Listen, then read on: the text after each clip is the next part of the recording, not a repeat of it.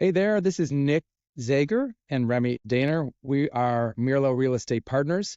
This is the Dentelligencia podcast where we help business owners and specifically dentists gather the information so that they can make the best decisions for their business. And our specialty is commercial real estate. And so today we are going to be giving you all the information, how we help our clients make decisions, because it is really, really dangerous when a landlord and a tenant negotiate a deal. It's a landscape that's fraught with pitfalls and lots of places where a tenant can lose money and they don't know what they don't know. So, the purpose here is to really lift the curtain on commercial leasing and provide an insight for our clients and others so that they can effectively negotiate their business office rent and deal terms effectively. All right, Nick, so where are we going to start? Well, what I want to say and start with is that before I was a tenant rep broker, I was a landlord rep, and I worked for a really large company and oversaw almost 3 million square feet. So I was the agent of almost 60 buildings and 3 million square feet. And one of the reasons why I like being a tenant rep broker is because my experience as a landlord rep, it was really challenging because I would see tenants come to our facilities, come and see our spaces, and those tenants would get worse deals. They would, objectively worse deals on almost every aspect than tenants who came to this portfolio that they represented by a really good broker.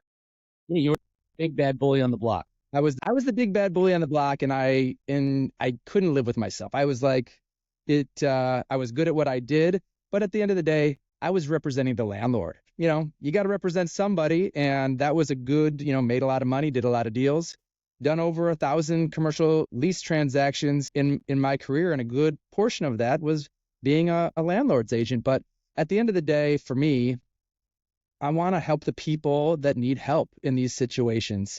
And that's one of the reasons why we actually have this YouTube channel and this podcast, is to really spread our message and to help as many people as possible. So to set the stage, in my opinion, a landlord-tenant negotiation is not a fair fight. Landlords are professionals. This is what they do. They know the market. They know all the competing properties that their property may be competing against, and they do it professionally. It's their job, typically. And so, when a tenant is looking to lease space or they're just, sometimes the principal has done this a couple times, but they don't have a sound foundation. Really, it's kind of, the analogy we like to use is it's like going into a ring with Mike Tyson. Mike Tyson in his prime was a bully. Dude, this guy would just beat the hell out of people. Like a lot of those fights would last less than 2 minutes, and it wasn't fair. And it never is going to be totally fair, but what we want to do is really level the playing field, so to speak, and give our clients and other folks that are going through this a little bit more options and a little bit of a better understanding about what the process is and what you should be looking at and what you should be looking for, so that you can do a little bit better job in these negotiations. Yeah, and it really starts with a few key concepts. And so market knowledge is the first one we'll talk about. And comprehensive market knowledge is critically important to any project, because, again, to your point, you really need to understand what you're getting into. You need to understand the different components of a deal. And that's in order to make the best decision for you, your practice, your staff, and so forth. I think about, we often hear how much, what's the rent? How much, what's the cost per square foot? And that's the sole focus. And it is really important to understand what that value is. But on its own, it's almost meaningless. It's one component of an otherwise complicated deal with a lot of variables. And so my wife's in human resources, and she's often talking to prospects and presenting opportunities for them. And reminds me, this is familiar to her because these candidates focus on salary, the way that our clients and prospects might focus on rent, where yes, that's important, but what's the benefits package, right? The compensation package as a whole, where salary is one component, needs to be better understood. And same way with a lot of the banks that we work with, everyone is rate driven. Our doctors want to understand what rate is being offered. And again, there are other factors like customer service, ease of access, user interface and branch location, so forth, that all kind of play into who the best fit will be, early termination, options and fees and so forth. So to that end, when evaluating a deal, rent is important, but we also need to understand what the concessions are that the landlord will provide. You want to talk to us a little bit about what those look like and what they mean? Well, to start off, I would say that the right way to go about any office lease, industrial lease, healthcare lease, negotiation, part of understanding the market, it's not just going online and seeing, like you said, what the rates are at the different locations. It's what is it going to cost? What is the soup to nuts cost for me, including rent, including construction, including all the concessions, and what is that going to cost, and what does that look like? So ideally, we would have 3 or 4 viable options and be able to kind of line those out so we can compare those 3 to 4 apples to apples. But there's some additional considerations. Each landlord may have a different type of concession package. They may have a different type of lease structure. One building may have better parking, better access, better visibility versus some of the other ones. And so there's so many things to consider. Do you have monument signage? Do you have facade signage if you want? And how far? What if you go down the road and you find out, my God, this landlord has a horrible reputation and they're a major jerk. At that point, if you're not looking at multiple options, you can't easily pivot, because this is such an expensive proposition for a dentist. If you're going to spend $200 a foot building out a space, and we're just talking about construction, so that's flooring, plumbing, HVAC, lighting, paint, walls. We're not even talking about your chairs, your other fancy equipment, your IT, your computers, nothing that's not even being thought about inside of that $200 a foot. And so it's really expensive. And so if you do that and you pay and you go through that process, you're effectively stuck there, likely at least 10 years, but likely more. It's so expensive to get settled in. A lot of times it doesn't make sense to pick up and move after your initial term is done. And so typically the types of leases that we would negotiate would be a 10 or a 12-year term with 2 5-year options. That would be a pretty standard deal. Yeah. And in addition to the rent and concessions, we want to understand what type of lease structure is being offered, and right, how many times do we hear, is it a triple net lease? Is it a triple net lease? And that's, I think it's at best mildly understood. And so we have a whole video dedicated to lease structure types, and I recommend that everybody watches that. But at a high level, you've got a triple net lease on one end of the spectrum, and triple net, as it sounds, contains 3 nets or 3 obligations, and those are property insurance, property taxes, and common area maintenance. And so in a triple net lease, the tenant is responsible for not only their base rent, the per square foot value, but also those 3 obligations on a pro rata basis. In other words, they're paying their fair share based on the square footage that they occupy in a larger building. And then you have a gross lease at the other end of the spectrum, which is, effectively you're paying one number, at the end of every month or at the beginning of every month, and that number factors in your base rent as well as those nets. So it's simplified accounting. That doesn't necessarily mean it's better. Again, you need to understand all the moving parts. And then the modified gross lease covers the gray area in between. It's a blend of obligations and it varies. And so, again, one more thing that you need to understand: what exactly are you as the tenant responsible for in a modified gross lease? Yeah. So when you have all those big details flushed out, you have test fits or drawings of multiple spaces, and a contractor has given some thought to what the cost is for the build out in each of the different locations, then you're at a good spot to be able to understand, what are my actual costs going to be and how much money do I need to actually borrow? And that doesn't even take into consideration a lot of those other factors like visibility, ease of access, whether or not it's easy to park or it's safe for children or families to park at a location and then get to the front door to access your facility. And that also doesn't include demographics.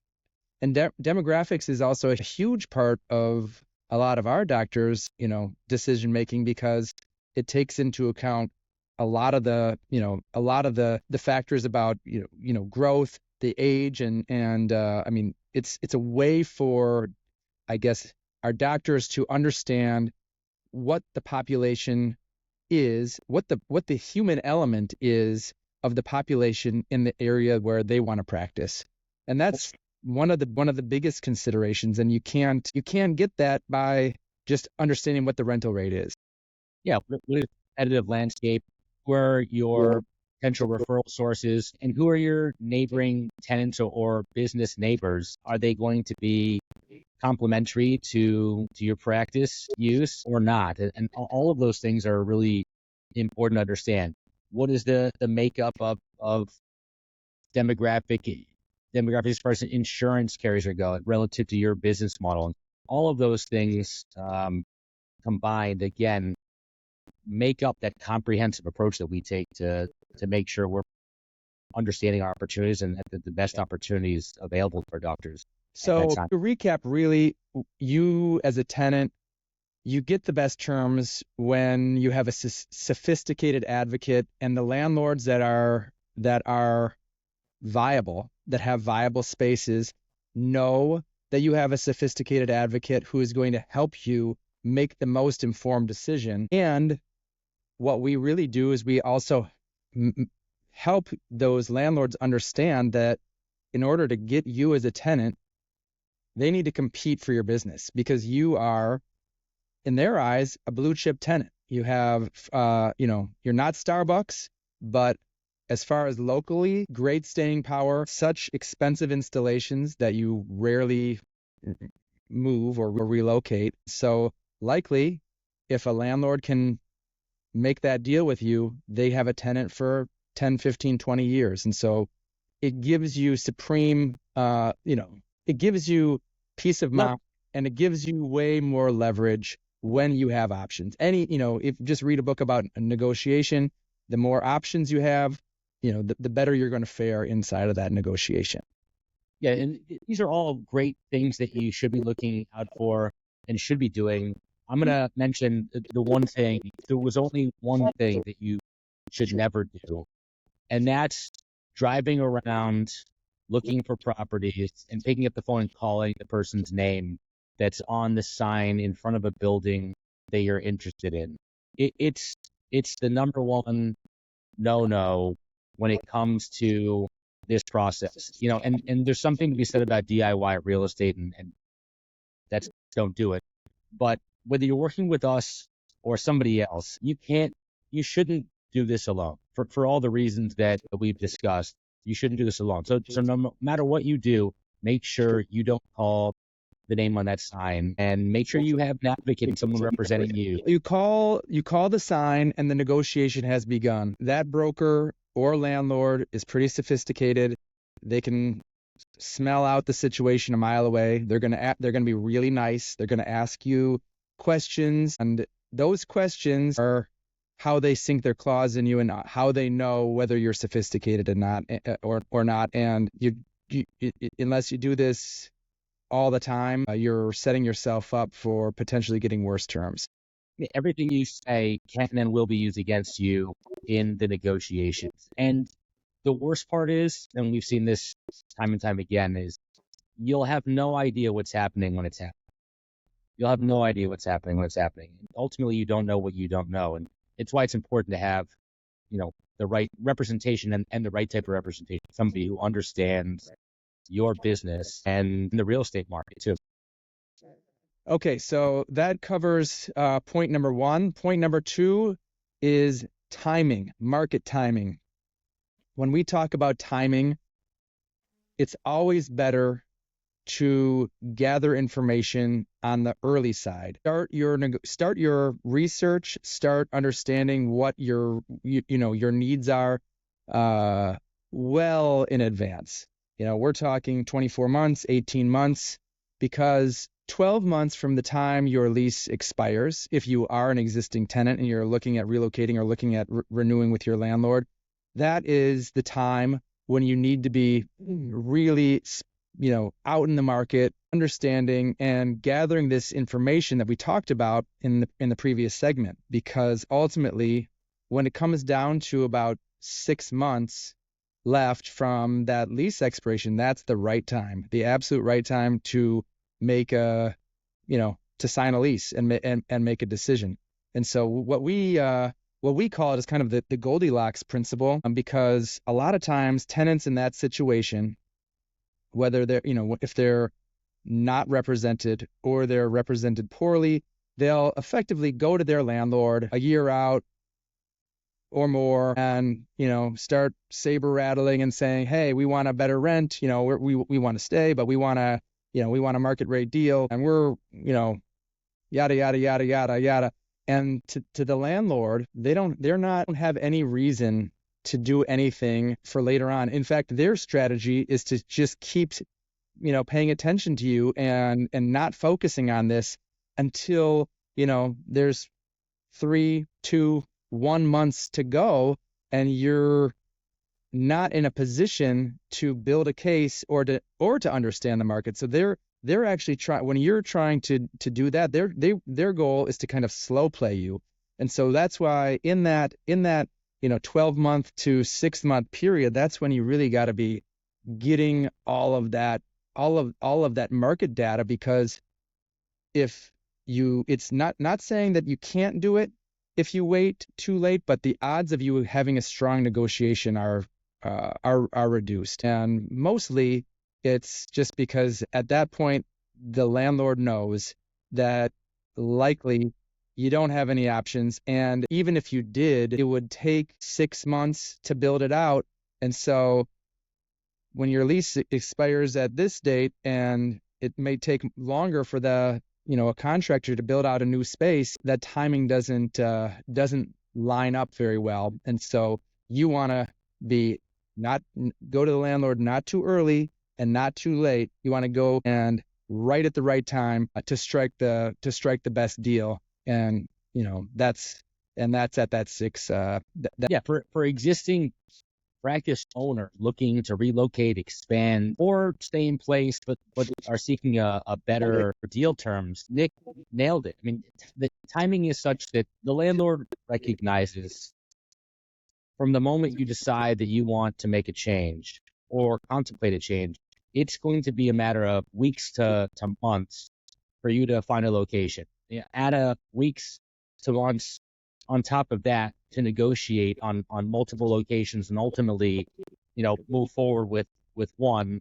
And then at that point, you're starting construction, and that's going to take 5 to 6 months. You do the quick math there, and you're talking about 8 to 10 months at the very fastest. We say it's never too soon to call us and establish a plan of action, right? And we really, that sweet spot for us is about a year and a half out from your lease expiration in the case of a lease, because it takes time to plan accordingly. And and that Goldilocks principle kicks in.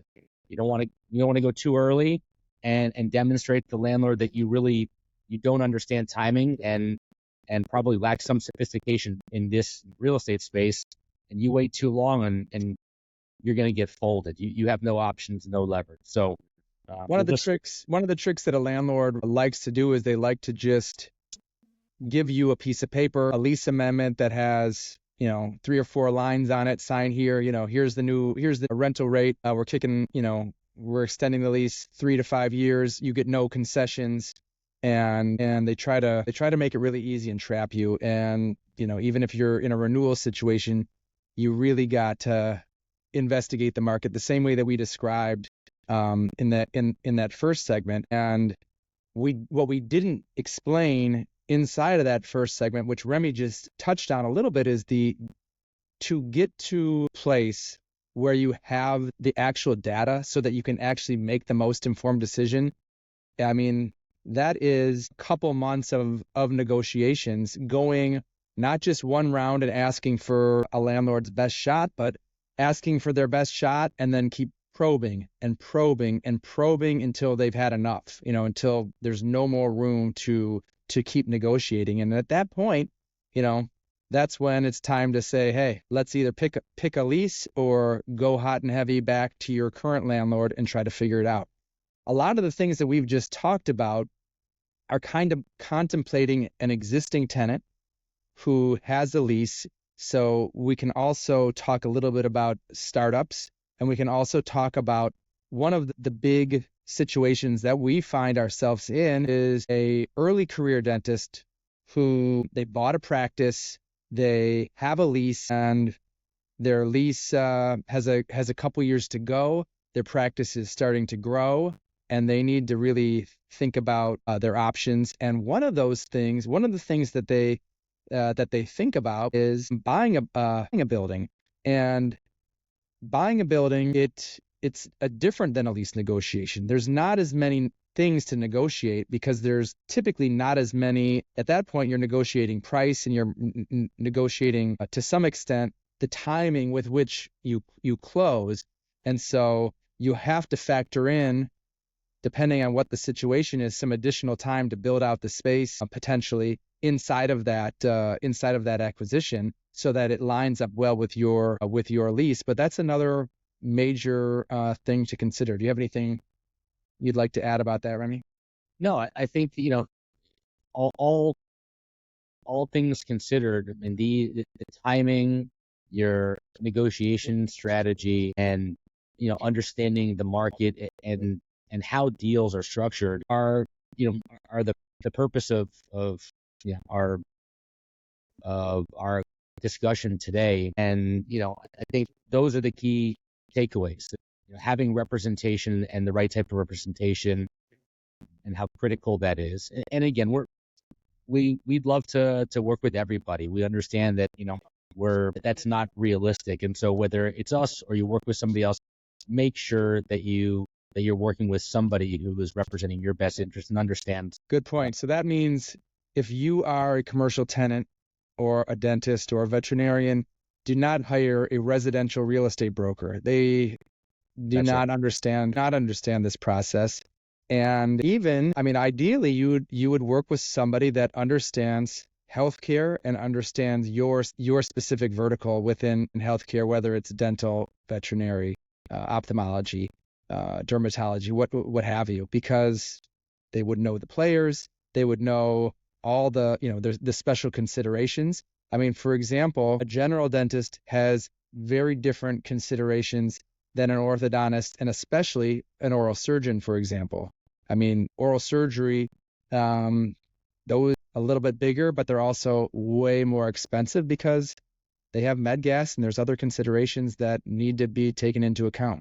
And so these are all things that need to be considered. At the end of the day, someone like us, we are your advocate in this process, and our job is to really give you that you can make the best decision. And a lot of that is data gathering and helping create some kind of decision-making matrix so that you know that you're making the most informed decision, because this is such an incredible decision in your career, because you'll likely only do this 2 or 3 times. You'll do one initial lease and a couple renewals, and that's likely it, unless you decide to open up multiple practices and or buy, and which, other problems occur. But I think it's fair that we move on to the third topic, which is developing a strong strategy. I just want to note, it's no disrespect to residential real estate agents.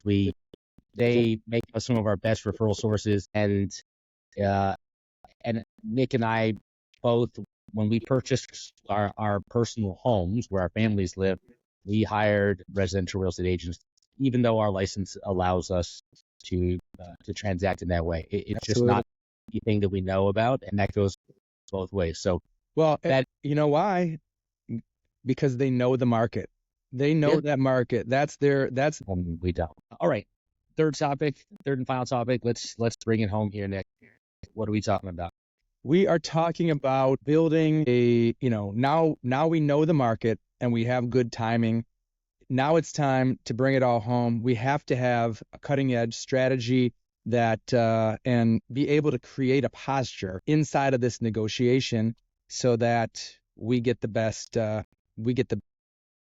This really plays into kind of circles back to the first topic of of market knowledge. Rather, part of market knowledge is understanding not just the market itself, but the people that are involved in the market. And landlords are obviously the big one that we're talking about here with negotiation strategy, right?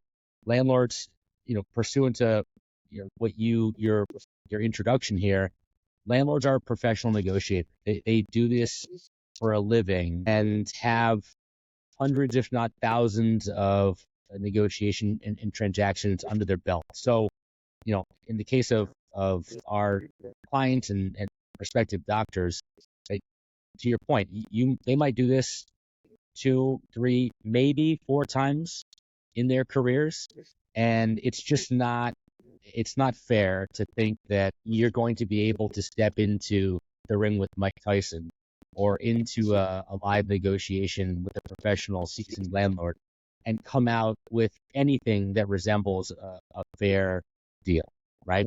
I'm a very visual person, and I like to think of it as, Mr. Burns from The Simpsons, kind of just sitting back in a huge desk, just kind of cackling, and this guy, some rich guy up in a glass palace, 50 stories up in the air, making these decisions, and we got to be able to combat that.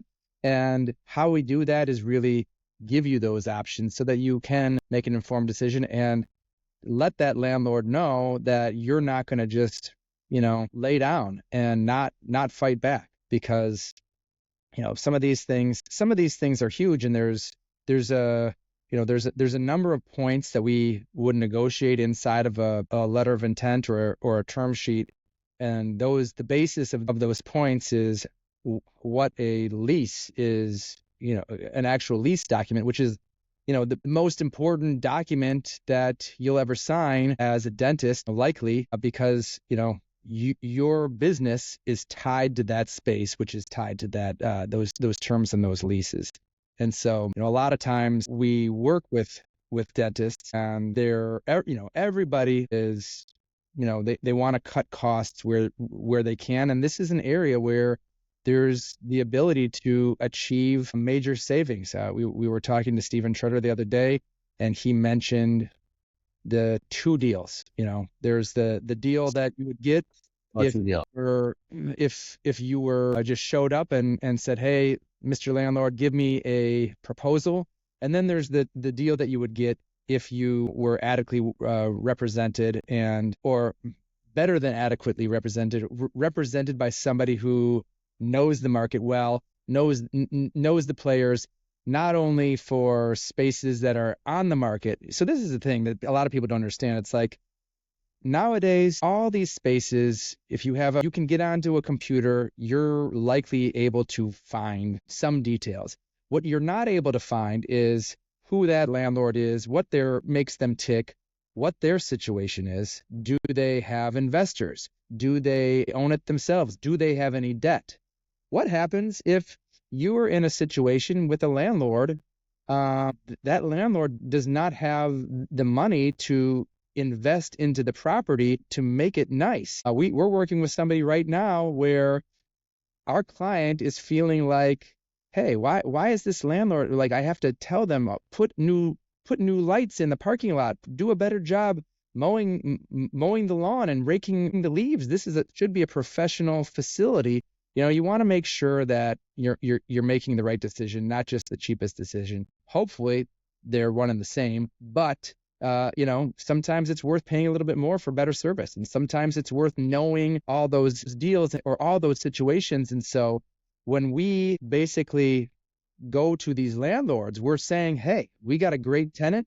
This tenant's going to be with you for a long time. Dig deep, because you got this one chance. And if you strike out, it could be 2 years before you get another great opportunity like this. And so we're very successful, getting strong tenant improvement packages, strong reduced rent packages, strong types of situations. I mean, it's like, what happens in a situation if who is responsible for the HVAC systems? If you're responsible for the HVAC systems, most tenants are probably responsible for, maintenance, but who's responsible for replacement? There must be 65 different things that you could negotiate before you're even ready to, go to a lease. And every landlord, there's not like one lease. Every landlord has their own lease and they have their own way of managing that property. And so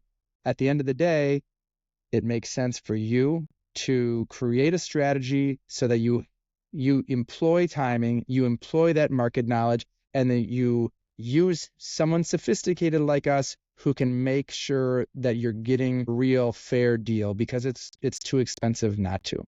Yeah, and going back to the idea of commercial real estate agents and residential agents, we find that I certainly find that some of my closest friends who are in the residential space, they will run around and they will periodically do a commercial deal on behalf of one of their clients, and it's always a purchase or sale, as it might be, and while there's a ton of value we provide with that type of project, it's more straightforward.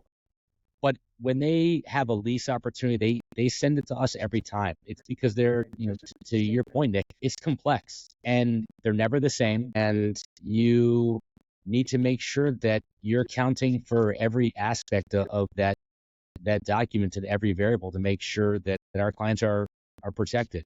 That doesn't even incorporate the fact that we know dozens of healthcare, dental, veterinary specific contractors, architects, real estate attorneys who understand the key considerations that someone might be that they need to know inside of that situation. And that doesn't, there's dozens of other folks from demographics, marketing, practice management, equipment supply, and only 20, about any given project, somewhere between 10, 15, 20 different vendor types that all touch these deals and support, the healthcare community and doctors in one way or another.